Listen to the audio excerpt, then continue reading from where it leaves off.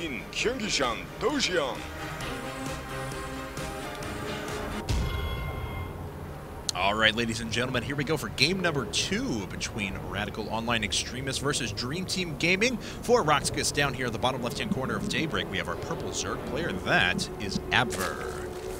His opponent in the top right-hand corner, hailing from Team Dream Team Gaming, is NalZa. He is our red Protoss. And here we are once again faced with a PvZ where Abver, we'll see if he's going to be as crazy as he was last time, or try something a little more conventional. Well, you know, that one game that I was mentioning that he had played a while ago, I thought that was a bit of a fluke in that game. It seemed kind of a response to what happened early in the game, but, you know, maybe he's just one of those Zerg players that does like to do that more often. I mean, I admit I haven't seen a lot of his games. Sure.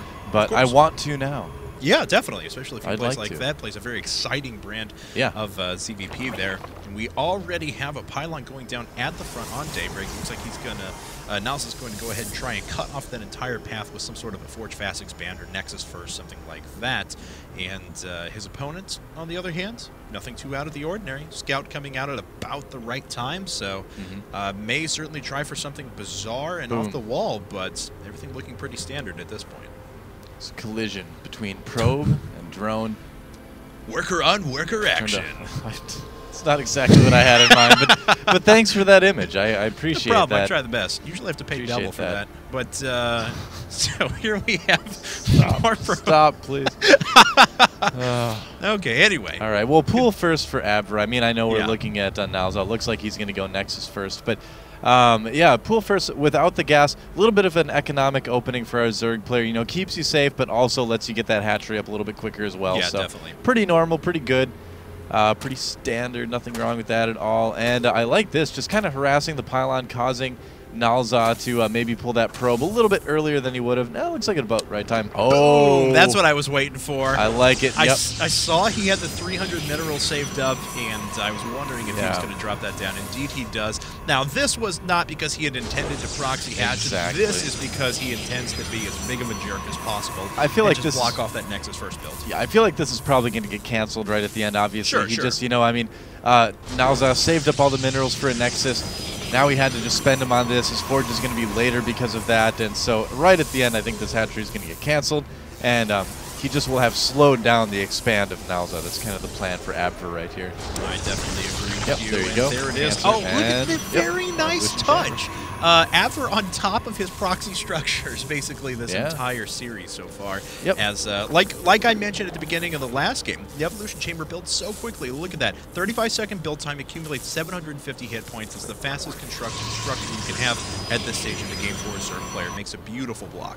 Yeah, and for those of you who may not know, too, when you put down a hatchery and cancel it like that, you have creep that stays just long enough to put down another building. Otherwise, you wouldn't see things like that. And that photon cannon deciding he wants to go after this. Fly Depot said, I mean, that's okay. Sure.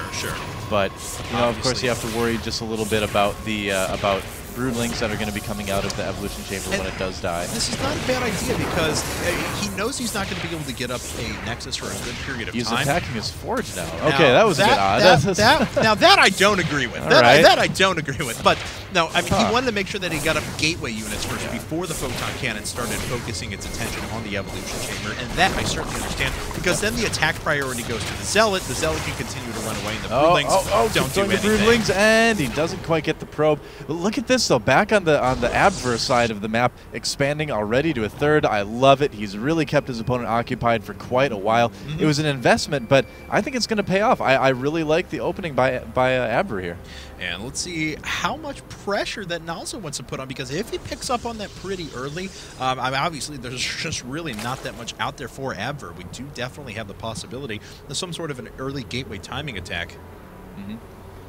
That is very true. I mean, there's a lot of things you can do off of Forge Expand, obviously. The popular thing these days, especially in Korea, has been to go for the +1 Zealot Void Ray push. But there's a lot of other things. You can see he's getting 4 gateways here. You know, we might see a Robos, and we might see, you know, any number of things. A little bit surprised that he's deciding not to get, you know, +1 quite yet. That kind of makes me think he's going to be doing a little bit more teching. We'll have to kind of wait and see. I like the decision with the Roach Warren from Abver. You can definitely put some pressure on with that as well. And it looks like this probe is trying to make its way off to the left, and it will actually pick up on this next hatchery, so that is certainly good scouting information gained for NalZa. We'll see how he reacts to that. But back on his side of things, we just waiting for those 3 gateways and +1 to finish up at the moment. Okay, it did go for +1. All right. Yeah, no other inclination of tech at the moment, though. Yep. All right, so good choice by NalZa to scout that 3rd base location. That gives him a lot of info. Basically, it tells him, okay, my opponent isn't going for any sort of like really big 2-base all-in or something like that. He's going to want to play a longer game. And the scout from Abver, too, kind of clues him in on what his opponent's doing. Yeah, definitely. And Warp-Gate Technology is just about to finish. Is this a pylon down here? Nope, just a Zealot. He's just hanging out. Probe will eventually make its way back, though, if it's not intercepted by Zerglings. Looks like they turn away now, so we will eventually have a pylon dropped at the top left to begin those forward warp-ins. And looks like he's just saving up now. Got a bunch of sentries. 3 gas.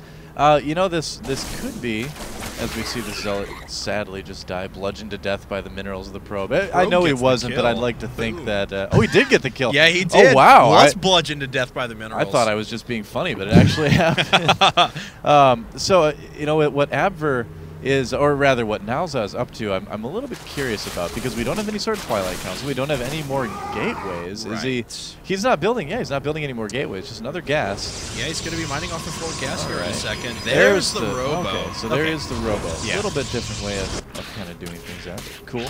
Could get a set of warp-ins here, unless he wants to sack the pylon. Considers it too risky, as these roaches would be able to react fairly quickly. Yeah. But, I think he's just going to go ahead and lose the pylon. That'd be a smart thing to do.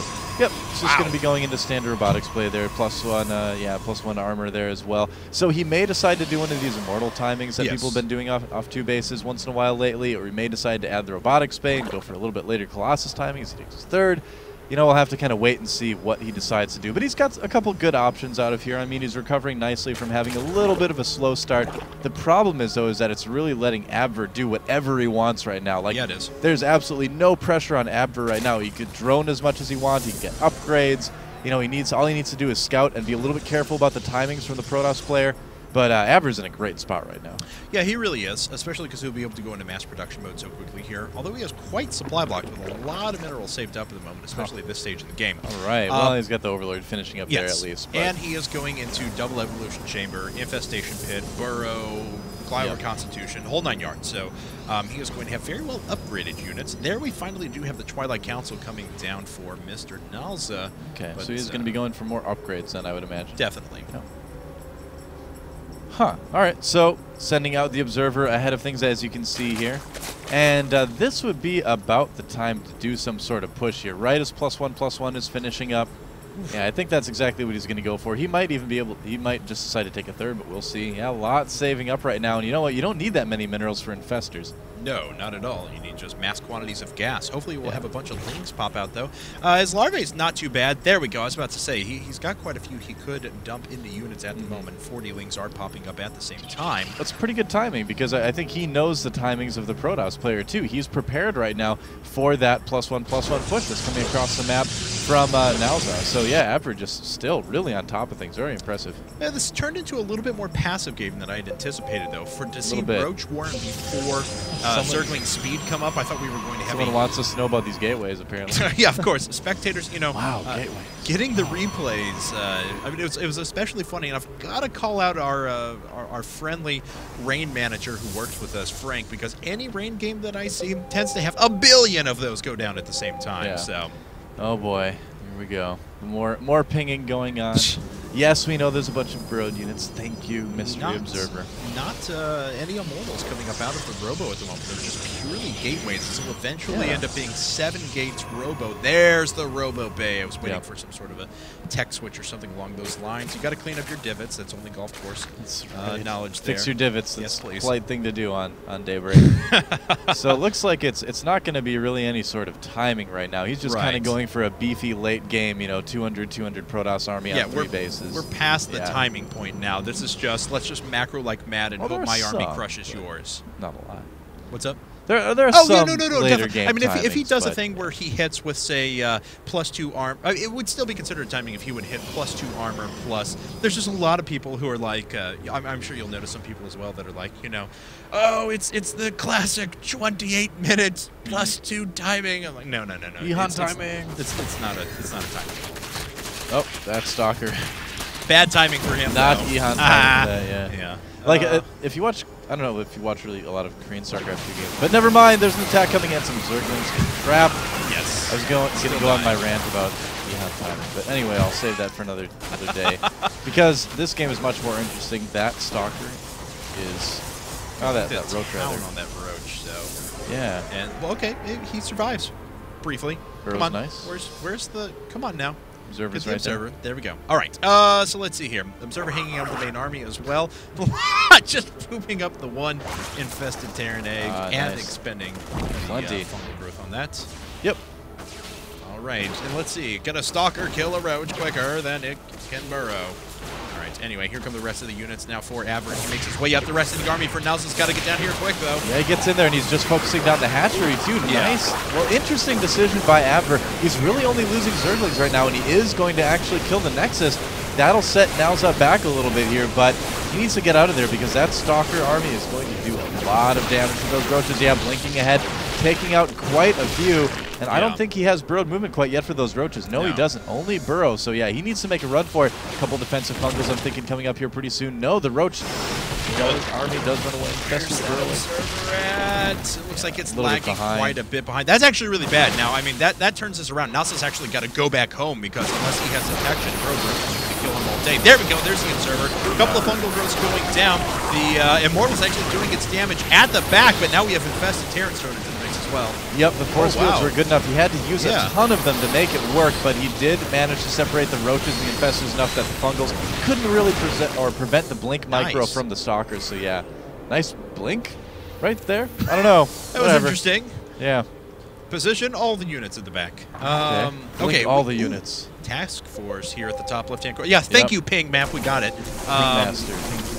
The Zealots are taking out this base as the bottom expansion goes down as well. And by the time this Nexus comes up, that's going to put our Zerg and Protoss player on relatively even economic footing. Oh, here come the Roaches, though, to clean this up. And it looks like they'll get the Nexus. All right, here comes the bulk of the army, though, for NalZa. Oh, this could be bad for NalZa. He's got to be so careful. He wasn't paying attention. Fungal's catching about half those Stalkers. Yeah. Oh, man. He's got to be able to start chewing through a few of those Infestors. I was waiting for the Colossi. We've had Robo Bay for so long. Yeah. But it looks like, is that our first Colossus? Yeah, it is. Oh, he's making +1 weapons. He's been investing so much in this Gateway army. You know, we saw him make, the Immortal getting caught as well, but we saw him make so many Gateways. I think he's just been warping in so much, he hasn't been able to do as much of the other teching as he kind of anticipated. All right, we have 2 attacks going on at the same time as Abver makes its way over on the right-hand side. We also have the Zealots came back to deal with this top left-hand corner expansion, but the real defense is going to be here. If this pylon goes down, that would be pretty bad. Go down. I think everything's going to pretty much go down. Yeah, you're definitely right. That Colossus, it's worth its weight in gold right now, because it racks up the kills in the back. That's helping quite a bit. He may even be able to save this Nexus, too. I think he will. Yeah, Abver needing to pull back here. He's got to get those Infestors out of there, but a blink ahead from NalZa, as you can see, might catch a couple of them. Yeah, another looks like burrow. He does nail a couple of those units. Very nice job. Supplies even and critically bases even for our 2 players right now. Yep. So things still pretty even right now, but it looks like NalZa's starting to get a little bit farther ahead here. Yeah, he is. Took some damage early on with a bit of a risky maneuver. Lost a lot of Stalkers, but was able to bring him back with the Gateway count. Oh boy, just killed a whole train of Infestors there. So how many are left on the field? Just 1. Yeah, things are starting to look pretty good for our Protoss player at this point. Yeah, they really are. Sitting on 3 base now, even supply with your opponent, denying their 4th base over and over again. He's in a great spot. And does he have double Robo? He does. Has not really taken advantage of it quite yet. Actually moving over to DTs at the moment. That's going to be his preferred way of going into Archons, but that's a pretty big resource investment at the moment, especially because he's got so much gas piled up. I would have figured that we would have just seen High Templar in a nice gas sink there. Yeah, a little bit surprised that he didn't put more into the Colossi, but I think he might have caught a glimpse of that Spire. I didn't check to see if he was doing any scouting or anything like that, so he may have seen it. Yeah, let's see here. Who knows? I don't know. Yeah, whatever. I don't think he may not have actually, but you know, timing-wise, this would be about the time the Corruptors would start hitting too. So sure, certainly. You got that going for you. Here come the Roaches, and we're gonna see if there's enough Warpins here to save this Nexus once again. This actually, I don't know. We're gonna be in full-on base race mode here in just a second. Well, I think this is going to favor NalZa. Yeah, I don't think a base race is really what our Zerg player wants right now. That is a pretty big army. No Corruptors really to handle the Colossi, so those Stalkers can pretty much go to town as well. Third base, though, for NalZa dying, so he kind of needs to make this work at this point. Yeah, you're definitely right, but he's taking out mining bases pretty efficiently now. As these naturals going to go down here in just a heartbeat. We already have a few Blink Stalkers sitting behind these photon cannons now that will start to slowly whittle away these Roach forces, and really that's all he needs to do is just, if he can just stem the tide of Roaches making the way into the main, then his force will be plenty enough to defeat his opponent, but it is going to be close. I think we've pretty much gone into base racing mode, and you know what? There's Ultras coming out right now for Abver, and I don't know how helpful those are really going to be in this case. Oh, nice. Clutch Colossus coming in just in time for that. And this attack at the main, we'll have to see how many Stalkers he can kill. With those 4 Colossi roasting everything so quickly, yeah, Abver's going to lose his main for sure and may just lose the game right here. We'll have to see. Yeah, this is getting very close for him. This Colossus is just doing so well at the moment. He has done just what I was talking about. Oh, no force field on the ramp, though. Oh, no, the Roaches get in. They're going to take out both Colossi, actually. Yeah. Whoops. Both Colossi do go down, but there's no detection up here. These TTs are just starting to rampage their way through the Roaches, and nothing has been done about this army at all. Yeah, the DTs coming in really, really handy as well. I think those are probably planned on being used to handle expansions. It's usually what you see the DTs for, but sure. In this case, it's going to continue to take out the rest of the Roaches in the base, and once that happens, it's going to be about it. There's really nothing NalZa can do to stop the army of Abver right now. Yeah. Or backwards, rather. I know what you're talking about. Yeah, I know. That's 80 supply difference for our 2 players. Yes, Abver is quite far down right now. He is trying to rebuild an evolution chamber at the moment. No spawning bolts. I mean, Zerg is, but just the upgrades. That may be a risk. I think it was yes. Anyway, so, well, there's Spore Crawler coming up now, so lucky day. Spore Crawlers versus Colossi. I suppose they do hit them, but... They do. All right, here come the Ultras, but, yeah, you know, I mean, well, it's a good bungle on the Colossi, but the angle just isn't very good. He's got plenty of Stalkers to handle this. Yeah. I think we're going to see a GG from Abver pretty soon here. Certainly. The last couple of Ultras going down. Now 2, then nice 1, control there. and dead. And GG. there it is, GG. So Dream Team Gaming has tied it up now 1-1 here in this best of 9.